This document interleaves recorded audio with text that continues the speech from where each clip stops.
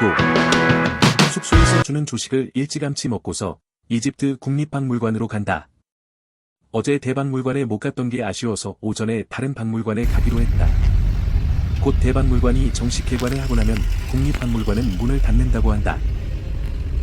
택시를 타고 나일강을 건너 카이로 시내로 간다고. 나일강은 세계에서 가장 긴 강이다. 이집트를 흐르는 나일강은 정기적으로 범람하기 때문에 주변 지역에 비옥한 토양과 물을 제공했고 고대 이집트 문명이 번성한 이유 중 하나였다. 다른 건 모르겠고 이집트 유물들 중 가장 유명하고 화려한 투탕카멘의 황금 가면과 황금 의자 그리고 관을 볼 수 있다고 하니 가서 봐야지. 입구에서 보안팀 검사를 하고 입장권표를 사고서 본관에 들어가려는데 가방 때문에 왼쪽으로 돌아가라고 한다. 큰 가방을 가지고 있어서 부담스러웠는데 박물관 한쪽에 맡기는 장소가 따로 있다. 가방을 보관할 때 무료라고 알고 있는데 여기서 일하는 아저씨가 팁을 따로 달라고 한다. 겉모습만으로는 단순한 유럽식 박물관처럼 보였지만 안으로 들어서는 순간 커다란 기둥들과 넓게 펼쳐진 전시 공간이 먼저 눈길을 사로잡았고 이어 수천 년 동안 시간의 흐름을 견뎌온 유물들이 관람객을 맞이했다. 고대 이집트의 유물들이 그대로 내 눈앞에 있는 것들이 몇천 년 전 것이라니 모든 것이 신기하고 놀랍다.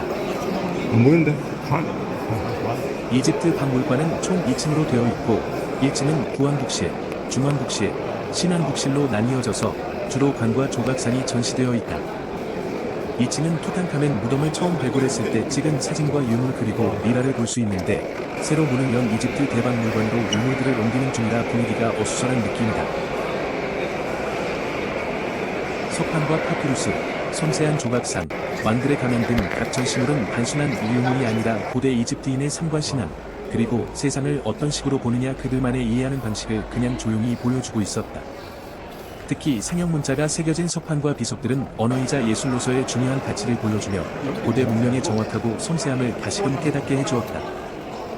많은 유물들이 대박물관으로 갔다지만 그런데도 수많은 유물들이 시대별로 전시되어 있어 요리저리 둘러본다고 눈이 매우 바쁘다. 발길 닿는 대로 이거저거 구경하다 보니 감탄사가 계속 이어졌다. 하나하나씩 천천히 둘러보다가는 오늘 하루 종일 여기 있겠다 싶어. 쉽게 끝이 보이지 않을 만큼 뭔가가 많았고 방대했으며 그리고 그 안에서 바쁘게 움직이는 수많은 관람객들 또한 새로운 구경거리였다. 투탕카멘의 황금 가면이 전시되어 있는 특별 전시관에 들어가는 입구에 있는 이 조각상은 투탕카멘 무덤에서 발견된 수호신상 중 하나다.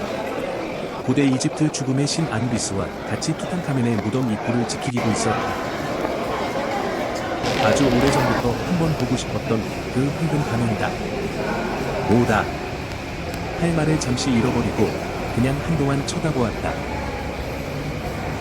황금 가면의 주인공, 고대 이집트의 파라오들 중 투탕카멘이 가장 유명한 이유는 무덤이 거의 완벽하게 보존된 상태에서 발굴되었기 때문이다.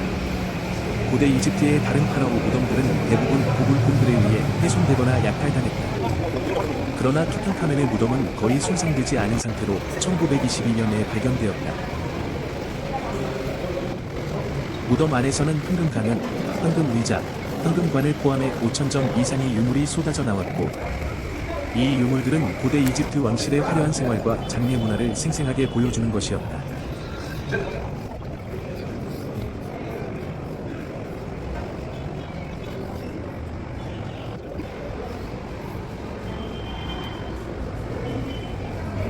호, 미이다. 미라는 유리 케이스 안에서도 강한 인상을 남긴다. 이건 존재감이 최고다. 세계 여러 지역에서도 미라가 발견되지만 역시 미라하면 고대 이집트의 미라가 가장 먼저 생각난다. 고대 이집트인들은 사후세계를 아주 중요하게 여겼기 때문에 영혼이 몸을 찾아 돌아올 수 있도록 시신을 최대한 온전히 보존하려 했다고. 뭐라고 쓴 건지 나는 도저히 알 수 없는 긴 파피루스.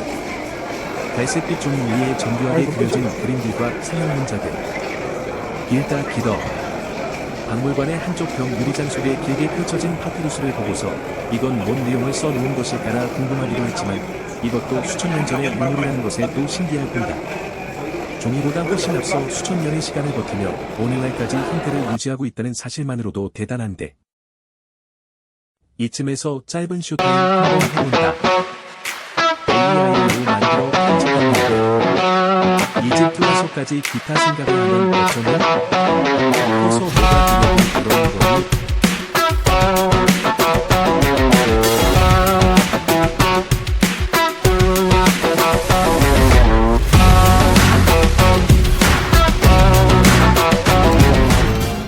오늘 밤에는 10시쯤 버스를 타고 다음 목적지인 시와로 갈 것이다. 큰 가방을 쭉 가지고 다닐 수가 없기에 가방을 맡길 수 있는 곳을 찾아두고서 밥을 먹으려고 돌아다니다가 어쩌다가 햄버거 집을 찾았다. 이집트 현지 음식만 먹기에는 좀 힘들긴 하다. 아니야?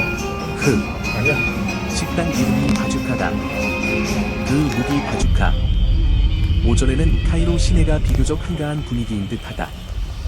아무래도 뜨거운 태양 아래에서 살아가는 사람들이기에 오후부터 저녁 늦게까지 복잡다잡해지는 듯 싶다. 카이로는 이집트의 수도이자 1000만 명이 살고 있는 아프리카 최대의 도시이다. 10세기경 이집트를 점령한 아랍 사람들이 방어에 취약한 알렉산드리아를 버리고 내륙으로 내려와 세운 도시인데 도시 가운데를 관통하는 나일강을 중심으로 동쪽은 올드 카이로, 서쪽은 기자와 멤피스 네크로폴리스, 왕실 공동묘지로 나눌 수 있다. 이슬람 정복 시대에 건설된 올드 카이로에는 이슬람 건축물이 많아서 구경거리도 강 동쪽에 많다. 자, 동굴교회를 가는 중이다. 쓰레기 마을을 지나가야 한다. 목갓담 지역에 있는 쓰레기 마을은 전부가 쓰레기 수거인들을 목갓담 언덕으로 이주시키며 새로 만들어진 마을로 구경거리는 아니지만 근처에 있는 유적지 동굴교회로 가는 유일한 길이므로 이동하면서 보게 된다. 이 동네의 집 앞에 쌓인 쓰레기 더미는 독특한 볼거리가 맞지만 그 특이한 분위기 때문에 무작정 카메라를 들고 있을 수가 없었다. 개인적으로 매우 마음 한쪽이 먹먹했다. 그게 위험해 보이지는 않지만 일부러 차에서 내리는 것은 추천하지 않는다. 하나뿐인 그 특이한 입구를 지나면 카이로 동굴교회가 바로 보인다. 쓰레기 마을을 지나야지만 이 동굴교회로 이어지는데 문 하나를 두고서 양쪽의 분위기가 아주 달라지는 것을 볼 수 있다. 이 귀여운 꼬마 아가씨들. 편집하면서 다시 보니까 우리를 계속 따라다닌 것 같아. 그때 알았더라면 천천히 얘기도 하고 과자라도 좀 더 나눠줄 걸. 아쉬움. 어제 만든 글로벌 네임을 여기서 한번 써먹는데 이름을 물어보는 이유는 다시 자기도 물어봐달라는 뜻인데 그려 영어 잘 못하는 걸 어쩌겠노. 카이로의 혼잡한 도심을 벗어나 모카탐 언덕으로 향하는 길은 카이로에서 쓰레기 마을로 그리고 다시 동굴교회로 가는 마치 전혀 다른 세계의 세상을 들어가고 또 들어가는 거친 터널 같았다. 언덕 위로 올라가면 암벽에 동굴을 파서 만든 교회가 있는데 언덕의 끝자락에서 거대한 바위 틈이 드러나고 그 속으로 이어진 길이 바로 동굴교회로 이어졌다. 입구의 십자가를 지나 계속 길을 따라 들어가면 의자가 빼곡히 놓여있다. 입구 벽면에는 뭐라 알지 못하는 글자들이 여러 가지 새겨져 있다.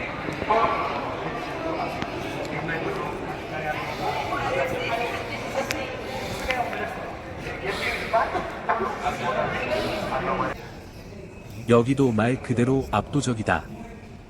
딱히 떠오르는 다른 표현이 없다. 와. 자연이 수천 년 동안 깎아 만든 암벽 속에 사람이 다시 손으로 이 공간을 만들어낸 것이다. 이성적으로나 상식적으로 설명할 수도 없고 이해할 수도 없을 만큼 신기한 이 풍경. 벽면 가득 새겨진 성경 장면들은 돌인데도 살아 움직이는 듯 보였다. 잠시 앉아 그냥 조용히 가만히 있어 본다. 의자에 앉아 천장을 올려다보고서 수많은 사람들을 받아들일 수 있는 이 거대한 동굴이 이들 만든 사람들에게 얼마나 큰 안식처럼 느껴졌을까 생각해본다.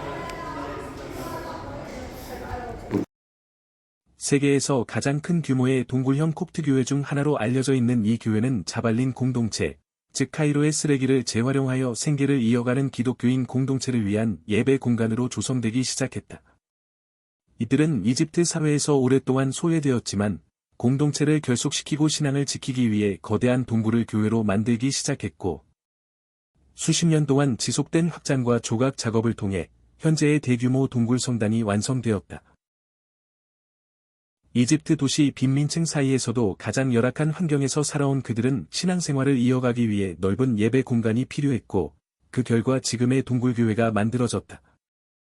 이 동굴교회는 단순한 관광 명소가 아니다.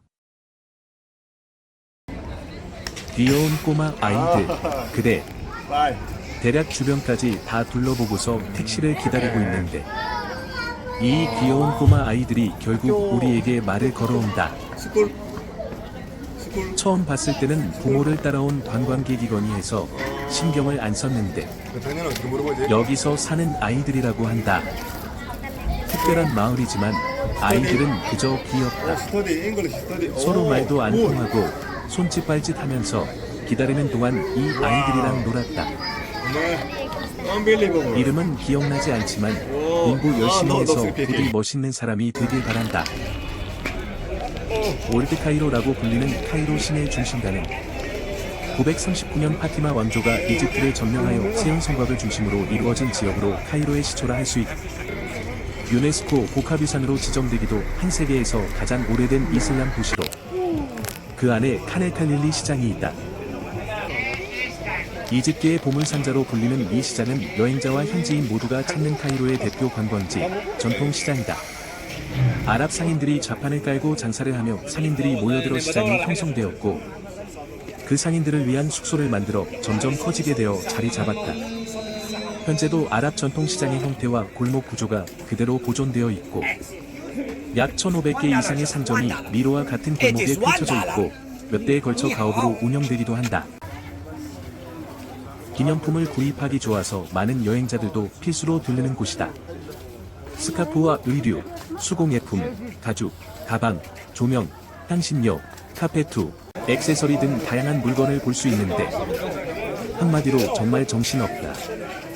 상인들의 호객 소리와 수많은 사람들의 일기 소리, 향수, 향신료, 커피, 약재 등에서 나는 이국적인 향기기, 알록달록한 유리램프, 금속 공예품이 반짝이는 눈부신 색감. 무슨 영화 속 시장 장면에 내가 들어온 느낌이다. 전형적인 중동 시장의 모습이다.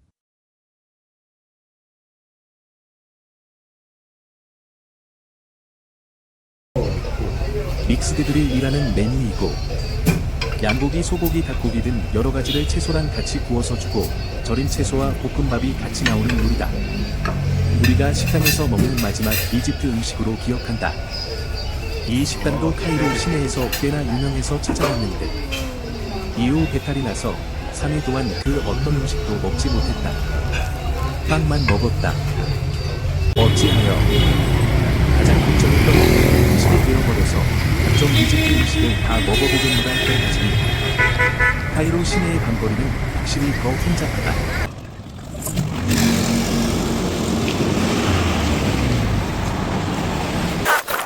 큰 도로 건너는 걸 안 찍었어. 그거는 꼭 담아야 되는데.